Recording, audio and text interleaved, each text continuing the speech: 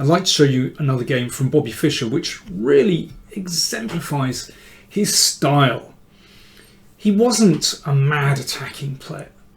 He played beautiful strategic chess, crystal clear strategy, in the same way as you can find games from Capablanca or, in current times, Magnus Carlsen as well. Somehow his opponents knew what was happening but simply couldn't do anything about it. So this game was played in Yugoslavia in 1970, and 1970 was a breakthrough year for Fischer.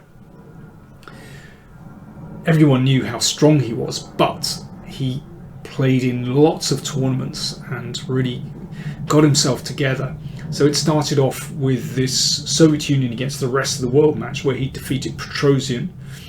Then he played this incredible blitz tournament in Herzegovina, also in Yugoslavia, and you can find games I've covered from that tournament in the Fischer playlist. And then he went on from there to play another tournament in Yugoslavia, and this was held in Zagreb, which he won with a fantastic score of 13 out of 17. So he wasn't just winning tournaments at this time, he was destroying the opposition. Now this started out as a French, except black didn't play the French. Instead of d5 here, Fischer's opponent, Nicevski, played c5, which invites white to push forward with d5. But Fischer was kind of quite set in his openings. So he followed what he knew and just went into a normal Sicilian. And this is the Khan variation with a6, a very respectable variation. And Fischer played a very solid line here, played g3, which has an excellent reputation. So everything pretty normal so far, both sides developing nicely, and rook e1. And bishop d7 from black. And here Fischer exchanged on c6. So this starts quite a very strategic plan actually. Now black has a choice here. You can recapture with basically pawn or bishop. If bishop takes, then white can play for a4 and put the pawn on a5. Can also play with knight d5 straight away. It's also an interesting plan. And then again to play on the queen side with a4 and cramp black. But black played pawn takes instead. And Fischer plays b3. Normally it's not a great idea to exchange knights and allow black to recapture towards the centre in the Sicilian. But here, when black has played a6 and put the bishop on d7, then it's possible to do it because, well, white has a very clear strategy in mind. If black plays e5 here to, plonk a pawn in the middle, then knight a4, and then you can play c4, and the idea is to break up the pawns with c5, and that's very pleasant for white. So black plays instead bishop e7. Now one could play knight a4 here and c4, that's possible. But instead Fischer plays in a very direct way. Typical Fischer, e5. He forces the issue. Makes already, it's quite clear, he has a very clear idea in mind of what he wants to achieve.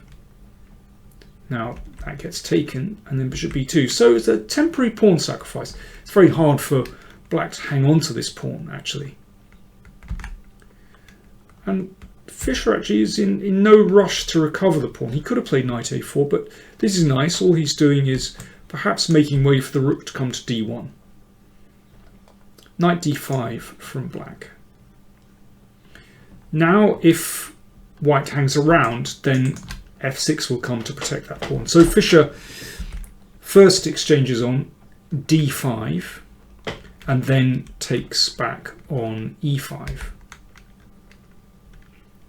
If c takes, then we take back and then play c4. Similarities to the game, but obviously white has a nice initiative there. The bishops are very nice and very easy development. So in this position, e takes, and bishop takes again. So the bishop steps in the way, and Fischer exchanges. So this isn't a sharp position. There's not a huge interaction between the pieces. But Fischer has a comfortable position, that's all we can say. He's attacking Black's pawn here.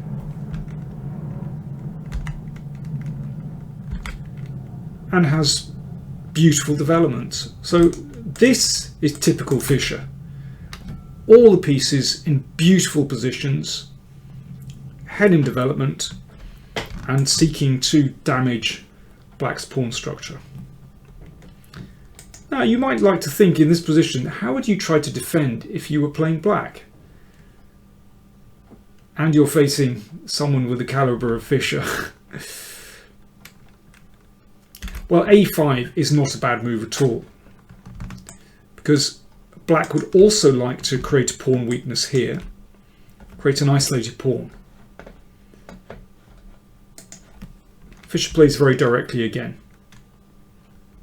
Now, if bishop takes, then we'll just play rook d4, which puts a halt to the a pawn and prepares to double.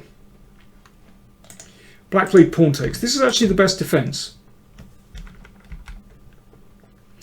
And now Black played a4, which is actually a bit desperate.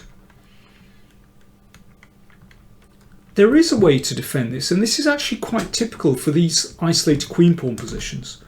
While your opponent is ganging up on this weak pawn, then very often it's possible to try to gain counterplay on the c-file, somehow while White takes his eye off the c-file here. So in fact the best way to defend this position is with rook c8, and then to defend the pawn with the rook, and then drop back and threaten to get counterplayed with rook c2. Actually, Black should survive this position. It's still perhaps not completely comfortable because White's rooks do look very strong. Nevertheless, Black should be able to hold that position. Now White doesn't have to play in exactly that way. Nevertheless, rook c8 followed by rook c5, definitely Black's best defense here, and actually quite typical. Instead, Black lunged with a4. He was hoping, of course, that White would take the pawn, and then there's counterplay against those double pawns, isolated pawns. But instead, Fischer just passes. And this b pawn can be very strong indeed.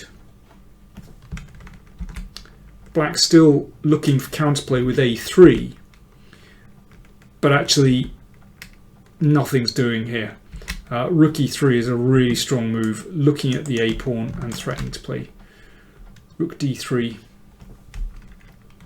And Black is simply completely lost in this position. He's looking for sort of vague counterplay, but I'm afraid it's just not happening here. White is so beautifully centralized. Well, you can see that, you know, every picture tells a story. And Fischer is now 2 pawns up, and his technique was, well, perfect actually. Let's see what he did. So first of all, he puts his rook here, and he's actually making room for the queen to come to this square. And he's got this under control. Of course, check on g1 and then check with the queen here.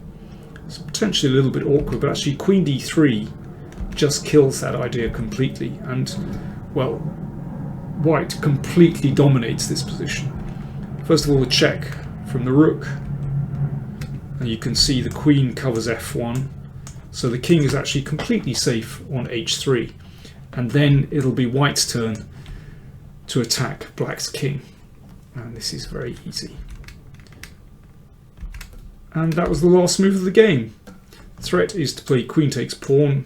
That pawn is pinned, and Black just simply doesn't have a good defense. If the king drops back, then rook takes g6, and well, you can join the dots on that one. That's very simple. And if king h8, you can still take here and give a check, and then give mate here. And I suppose the only way to continue is to play rook g8 to protect this pawn, but let's threaten here, and then we'll push. And with the rook on g7 rather comically placed, well, that really is hopeless. That pawn is running. A very simple game from Fischer, really simple, but so typical of his games actually, that his opponents seemed as though they just simply didn't have a chance in these games, and everything runs so smoothly. That is typical Fischer. Now I'd like to take you through some more games from Fischer in 1970, and I'm going to show you another one from this tournament coming up soon. And then I'll show you some games from Spassky around about the same time as well, so we can compare and contrast. Tell me, what do you think of this game? Which Fischer games do you like? Do write in the comments. Don't forget to subscribe as well, the button's there, and like and share as well. Do let me know how you feel about Fischer's games. Thanks for watching.